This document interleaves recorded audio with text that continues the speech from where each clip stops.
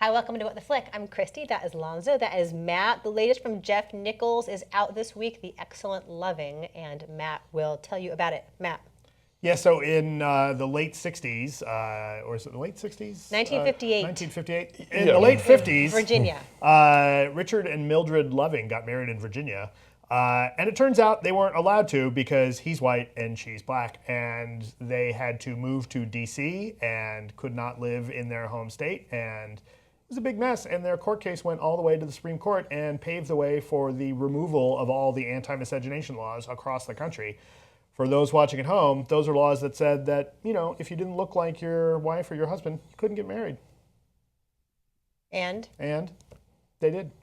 Well, I don't want to spoil how it ends. Right? Let's watch a clip.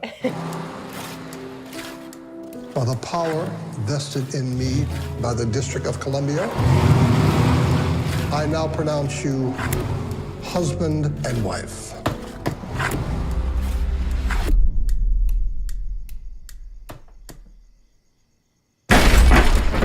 In here?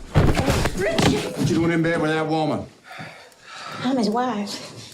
That's no good here. There's a few directors who have two movies out this year, and Jeff Nichols is one of them because Midnight Special was this past earlier spring. this year, yeah. It is so interesting how different this is from his other movies. I mean, I guess tonally in some ways, in that there is an Except understatement that there's an to actor it. in this one who Michael is Shannon. Well, yes. Who is his muse. But I appreciate that he took this subject, this true story, which is so dramatic and so ultimately feel good and so important, and didn't put all of that stuff that happens in award season movies where it's like beating you over the head with the, this matters, this is important. He finds a rhythm and he creates a space and an identity of who they are within, like, in between the big moments, and that's what defines them and how they respond to each other and to this crisis that they have found themselves in. And I admire the daring of the understatement of it when it would be easy to just go for the melodrama. It definitely avoids, I think, a lot of the sort of big biopic moments that we're kind of primed to expect in a movie like this. It's about a court case. It's about a civil rights triumph.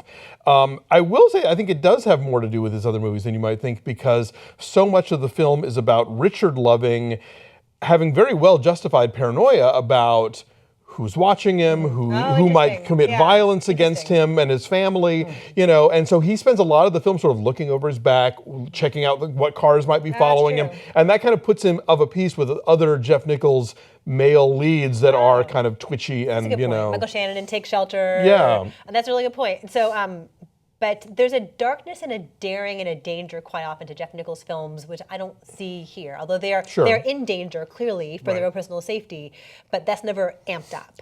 Yeah, the thing that I was really impressed with this movie is, and we mentioned this is not your cliched awards, big moment, courtroom drama, sweeping music. There's no slow clap. Like, nice move, Supreme Court. Exactly. Well done. Exactly. No, what this movie is, this is the story of this couple, and you know they're dating. She gets knocked up. He does the right thing. He marries her.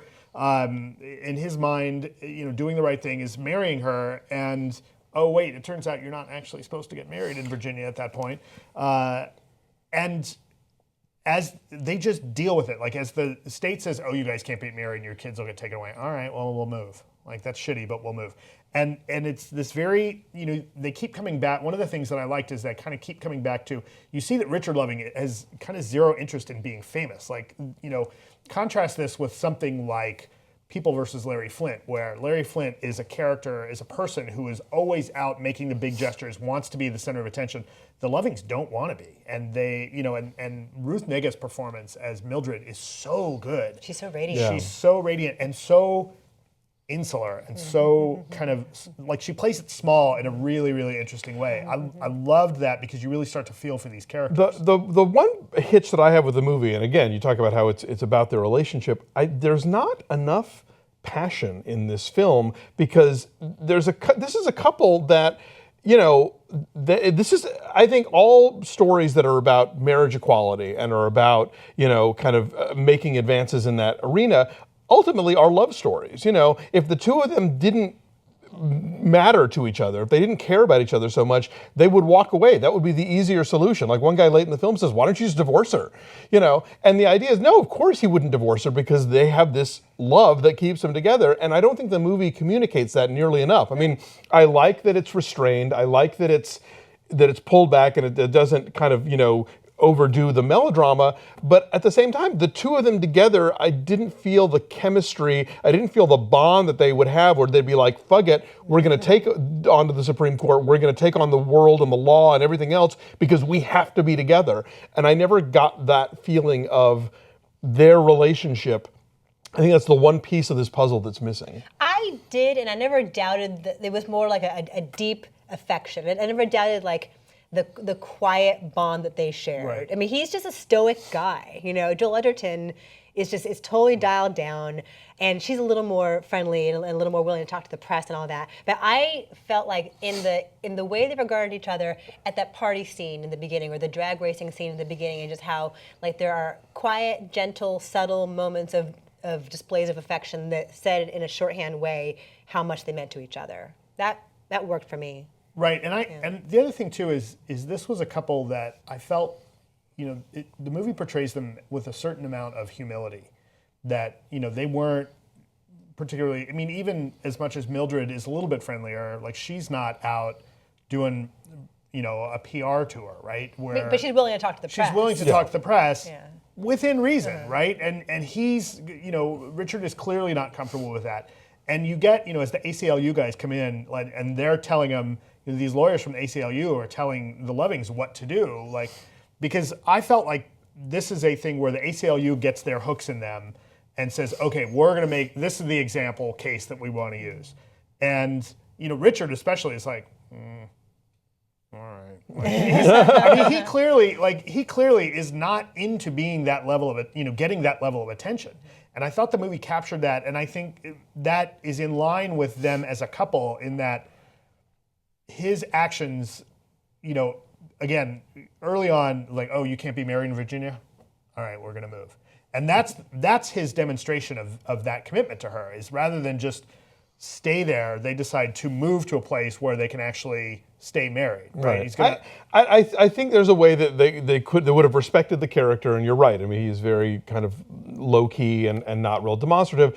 I think there's just still sort of a missing element for me. Obviously not for y'all, and fine. But yeah, I did like the notion that sometimes that there are different kinds of heroes in this arena, and some of them are like the Larry Flint types, or those people who are just like storming the barricades and carrying the picket signs, and there's the people who are who would just as soon go home and not deal with any of it, but circumstances and history have forced them into a place where they have to be the heroes, and that's what the Lovings were, And obviously, Loving v. Virginia continues to have ramifications. I mean, it was a very important precedent for marriage equality for same-sex couples. It was the same notion of these laws that were like, well, the Bible says, And I love movies that remind us that whether it was slavery or interracial marriage or whatever else, that it was always the Bible people in the front with their book telling them that's why they didn't have it, blah, blah, blah, because you tell that to Christians now and they're like, oh, what? No, that never happened,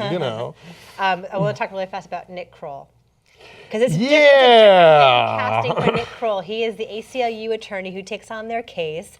And I thought it was a kind of inspired bit of casting. He's known as a comic. He's known for these kind of wild, bizarre characters. Right. And he's really good here, but the accent he's doing, I had the hardest time not hearing Liz from Publicity. It's based on our names. The whole time I was thinking about that. And it took me out every once in a while. It's a little, he's a little distracting. I mean, I think that there have been a lot of cases of comedians being cast in dramatic roles at work. Like I remember Louis C.K. in Trumbo was great, I thought.